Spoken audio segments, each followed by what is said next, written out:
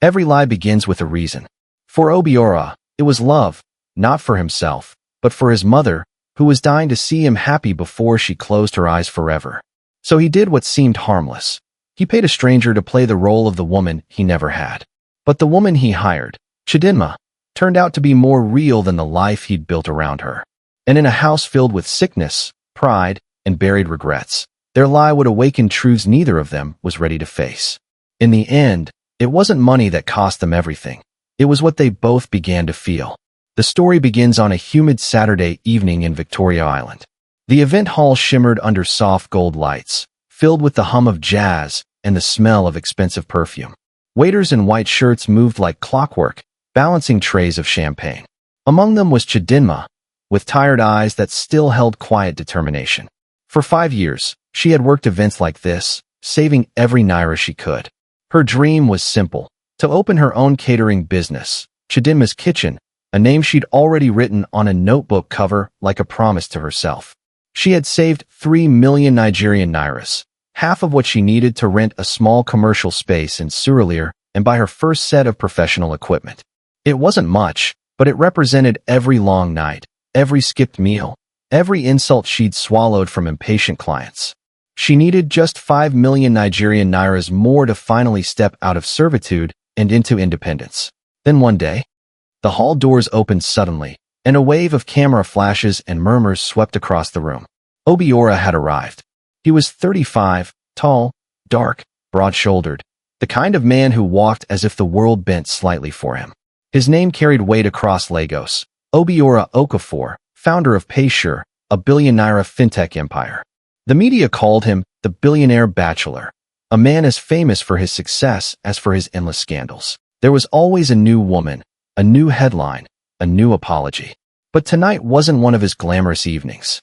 He was there for business, hosting investors and partners, until drama followed him in the form of his ex-girlfriend.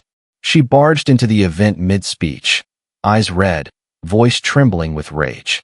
Cameras turned, whispers spread, and within seconds the evening descended into chaos. Waiters froze. Guests stared. Only Chidinma moved. With calm precision, she approached the screaming woman, gently guided her outside, and returned moments later with security to manage the scene. No panic, no gossip, just quiet control. From across the room, Obiora watched her. This woman who handled humiliation and mess with grace he hadn't seen before. While everyone whispered about the scandal, she resumed serving drinks like nothing had happened. He couldn't stop watching her, and for the first time that evening, he wasn't thinking about his ruined reputation. He was thinking about her composure. Later, when the event ended and staff packed up, Obiora walked over. Chidinma bowed politely, unsure why the billionaire was approaching her. His tone was calm, deliberate. He asked for a private word. She hesitated, then followed him outside. Obiora explained his problem plainly. His mother, Mama Adiz, was dying of cancer in Enugu. Her final wish was to see him with a decent woman before she passed. His reputation had made that impossible. No woman he dated lasted long enough to meet his family, and the tabloids had already painted him as a lost cause. Then came the proposal. He wanted Chidinma to act as his girlfriend for 1 week, a family gathering at their Enugu estate. Nothing physical, just convincing performance. In return, 5 million Nigerian nairas. Chidinma stared at him, unsure whether to laugh or feel insulted. Was he serious? Did he think everyone had a price? She walked away that night, heart pounding, not from temptation, but from anger. Yet, as she rode the crowded bus home to Surulere, the thought refused to leave her mind. 5 million Nigerian nairas was exactly what she needed to open her business. A sum that could change her life overnight. It wasn't desperation, it was calculation. How much of herself could she rent without losing her dignity? The next morning, she called him. Her voice was steady when she spoke. 7 million Nigerian nairas, paid in full, and she'd do it. Respectfully, professionally, nothing more. Obiora agreed. A few days later, in his sleek Victoria Island office, they signed the contract, black ink on clean paper. He arranged everything: new clothes, etiquette lessons, background coaching. But Chidinma refused to act like someone she wasn't. If your family must like me, she said, they'll like me as I am. By Friday morning, as the city's traffic hummed awake, Chidinma sat beside Obiora in his black SUV. She watched Legos shrink in the rearview mirror, unaware that she was driving toward something that would test everything she believed about money, dignity, and love. Obiora lived in Lekki Phase 1, behind tall white walls that glimmered under the sun. The first time she entered, she tried not to stare too long at the chandelier or the polished marble floor that echoed her hesitant steps. Her job was simple: pretend to be his girlfriend for 1 week and act like someone who belonged. Yet nothing about this house made her feel she ever could. Obiora, neatly dressed in pastel shirts and quiet cologne, gave her strict instructions. She would have to speak softly, laugh lightly, and let him handle all introductions. He told her what to wear, what to post, even how to smile in pictures. "You'll get half the money now," he had said, placing an envelope on the table. "And the rest after the wedding." She nodded, her heart pounding at the sight of so much cash. It was more than she had ever held in her life. The following days moved like rehearsals. Obiora took her to salons and boutiques, where attendants greeted her as Madam. He coached her on wine choices, dining etiquette, and how to hold a handbag that cost more than her rent for the year. At night, Chidinma would sit on the guest room bed, staring at her reflection. The makeup washed away easily, but the feeling of pretending clung to her like a second skin. The journey that began from Lagos had been quiet. Chidinma staring out the window, Obiora half immersed in calls and emails. But as they turned into the long private driveway leading to the Obiora family estate, her heart began to race. The compound looked like something out of a world she'd only seen on television. A massive colonial-style mansion surrounded by trimmed gardens, fountains, and expensive silence. Everywhere she looked, relatives had gathered. Uncles, aunties, cousins, all dressed elegantly, their laughter carried by the evening wind. It wasn't just a visit, it was a celebration. Mama Adiz, Obiora's mother, had insisted on what she called her final celebration, one last family gathering before her body gave in to the illness she'd fought for years.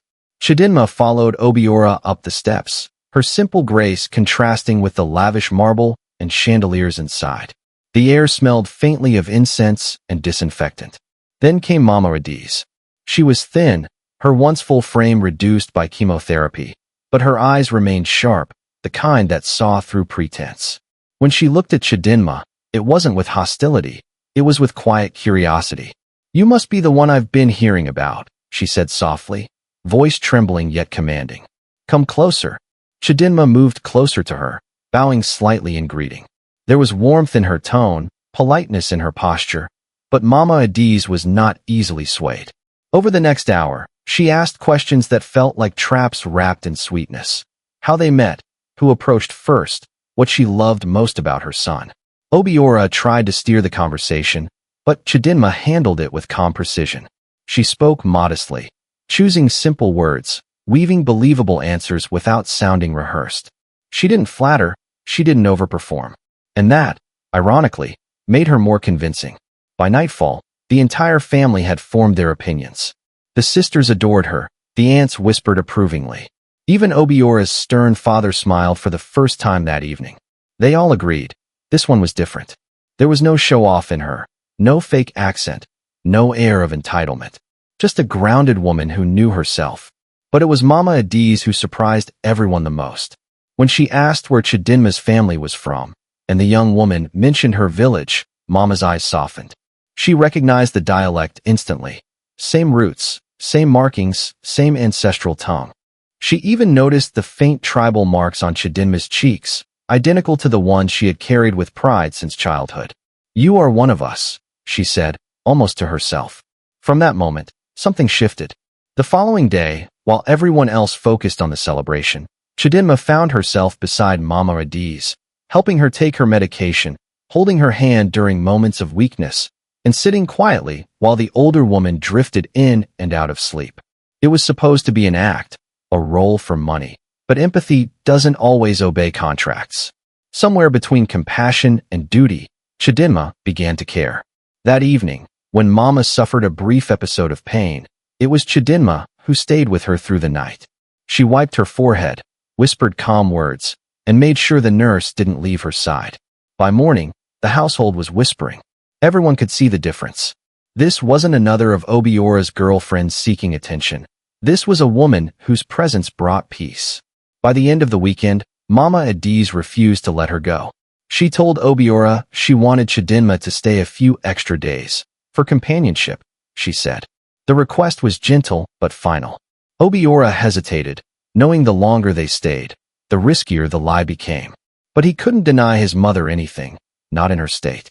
When he told Chidinma, she simply nodded. She understood, but her tone was firm. If she was staying longer, the agreement had to change. She negotiated an additional payment, calm and professional, ensuring there was no misunderstanding.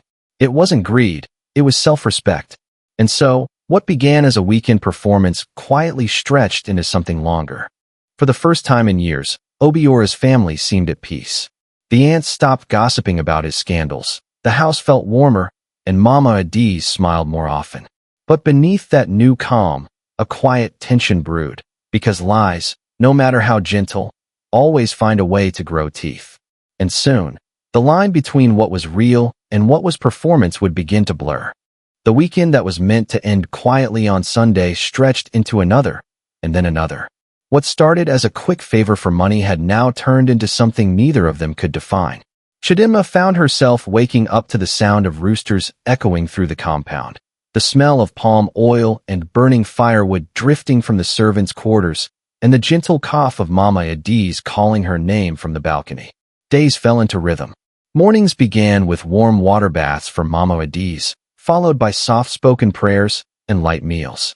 Chidinma often sat on the edge of the bed, reading aloud from an old Bible with pages yellowed at the edges. Mama Adiz would listen, eyes half closed, occasionally interrupting to explain a proverb or memory from her youth. What had started as an act was now a quiet bond, not forced, not planned, just growing naturally between two women who filled something missing in each other's lives. The household adored her. Obiora's sisters brought her small gifts. The cook asked her for seasoning tips. Even the gateman greeted her differently now, with respect. Yet the person most affected was Obiora himself. He had expected the days to be awkward, filled with rehearsed affection and forced smiles. Instead, he found himself drawn to the calm that followed Chidinma wherever she went. From his window, he often watched her in the garden. She would kneel beside a bed of hibiscus, trimming dry leaves, humming a tune under her breath. There was no pretense in her movements, no effort to impress. It was this simplicity that made Obiora uneasy and curious. At night, when the house grew quiet, they sometimes sat outside near the veranda. The air would be heavy with the scent of wet earth after evening rain. Their conversations started cautiously, about Lagos traffic, the madness of work, and the noise of city life. But soon, words began to travel deeper. Chidinma spoke about her dreams of owning a small catering business, how she loved feeding people. Obiora shared stories of how empty success could feel, even when surrounded by luxury. As the days turned into weeks, the fake couple had become inseparable. When Mama Adiz laughed, she looked younger. Her doctor said her blood pressure had improved. Even her appetite returned. Then came the wedding invitation.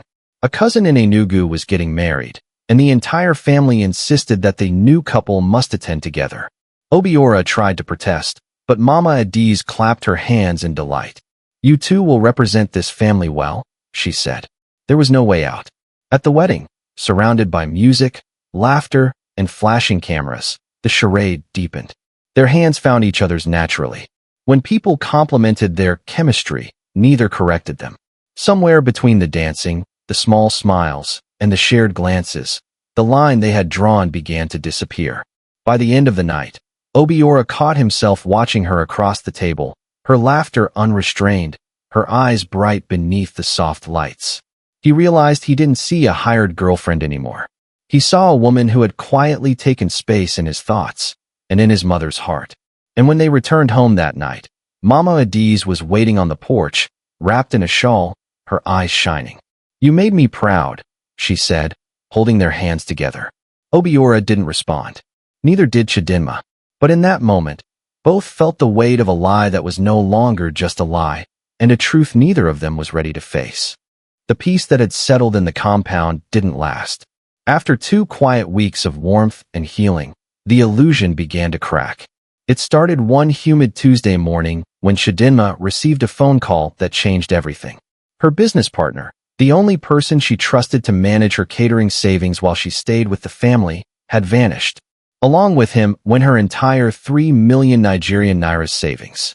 The number was unreachable, his shop locked, his neighbors claiming he'd relocated overnight. For a long time, she just sat there, phone trembling in her hands. That money was everything. Years of standing under hot canopies, serving food to strangers at weddings, saving every Naira. It was her future, gone in a single betrayal. Panic filled her chest. The quiet walls of the guest room suddenly felt like a cage. That evening, when Obiora returned from his calls, she met him at the corridor. Her tone was desperate but steady. She explained what had happened and begged him to release her full payment. It was the only way she could salvage what little was left of her dream. But Obiora, hardened by years of distrust, saw something else. His voice was calm, almost cold, as he told her he couldn't release the money until the agreement was completed. He said it was standard, a deal was a deal. To him, her story sounded too convenient, too perfectly timed. The words stung. Chidinma felt her chest tighten as she tried to convince him that this wasn't manipulation, this was survival.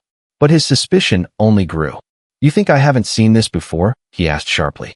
"People always come with sad stories when money is involved." Her restraint broke. Weeks of bottled frustration, humiliation, and exhaustion poured out. She called him heartless, a man so used to control that he couldn't recognize honesty if it stood before him.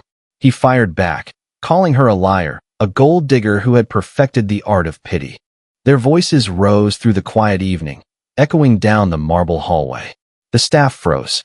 One of the housemaids quietly slipped out to the balcony where Mama Adiz had been sitting, listening. The old woman's face was pale. Her frail hands gripped the armrest of her chair as their words reached her. Contract, payment, pretending. The truth slammed into her like a heavy door. Her son's love was fake. The woman she'd grown to call daughter was hired. By the time Obiora noticed her silhouette in the doorway, it was too late. Her breath came in short bursts, her body trembling. "Mama!" he shouted, rushing to her side. But the words barely left her lips before her eyes rolled back, and she collapsed. The house erupted in chaos. The driver sped through the streets of Lagos as Obiora held her in the back seat, whispering apologies she couldn't hear. Chidinma sat in shock, her hands trembling, praying under her breath. At the hospital, the doctors worked frantically. But the diagnosis was grim. The emotional shock had triggered a heart failure that accelerated her decline.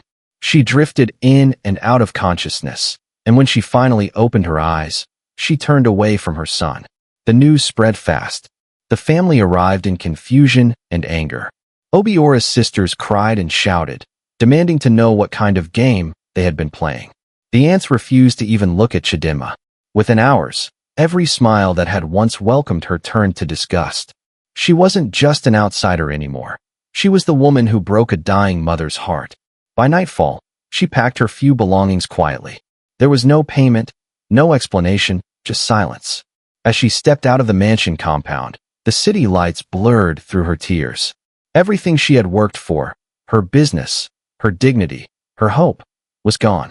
Inside the ward, Obiora sat by his mother's bedside, the sound of the heart monitor steady but fragile. The woman who had once prayed for his happiness wouldn't even look at him. In that silence, guilt filled every corner of his mind. For the first time, he saw what he had done, and what it had cost them both. The hospital felt colder than Obiora remembered.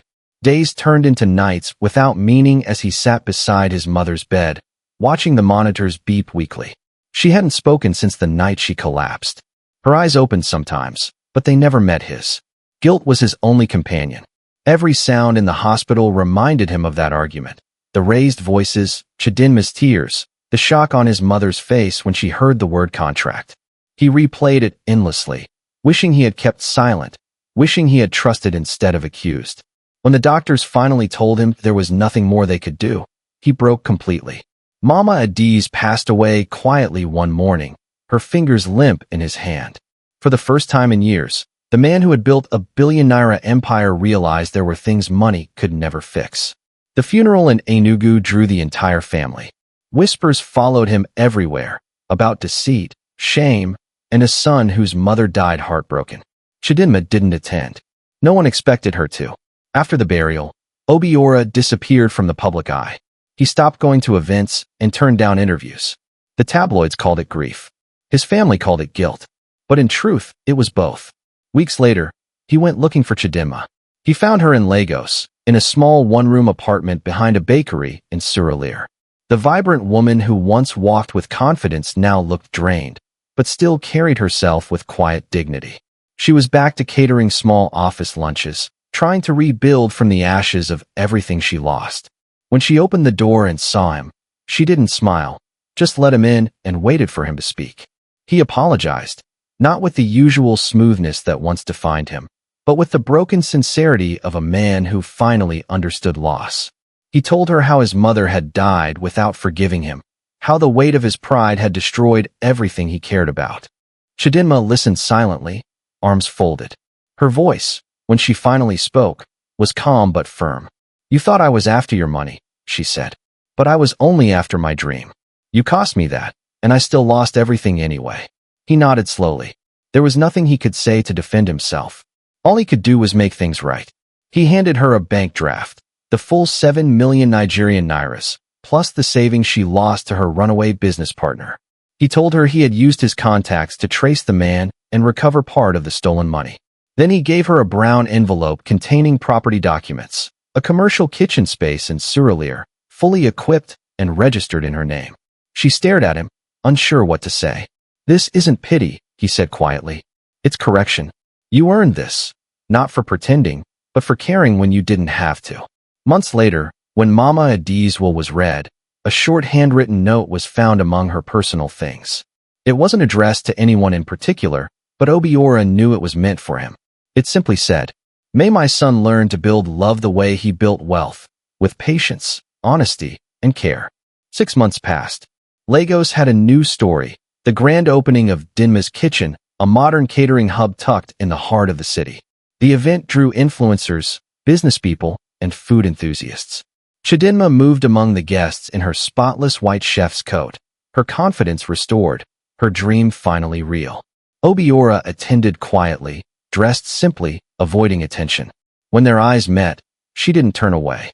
There was no bitterness left, just a calm understanding of pain, growth, and second chances. In the months that followed, they found themselves drawn back into each other's lives, not out of guilt or pretense, but because something genuine had survived the wreckage. Obiora slowly rebuilt his relationship with his family, repairing the trust he had broken. And for the first time in years, peace returned to their home. Chidinma didn't rush into love again, and this time, Obiora didn't ask for proof or perfection. He simply showed up, consistently, honestly. And in that quiet consistency, love found its way back between them. By the following year, they were inseparable, partners in both life and business. She managed her thriving restaurant while he handled its expansion plans, always giving her full control. Their story had started as a lie, but somehow, the truth that came after was worth every scar it left behind. And when they visited Mama Adi's grave one sunny afternoon, hand in hand, there were no words, just silence, forgiveness, and the quiet knowledge that even broken beginnings can lead to something real.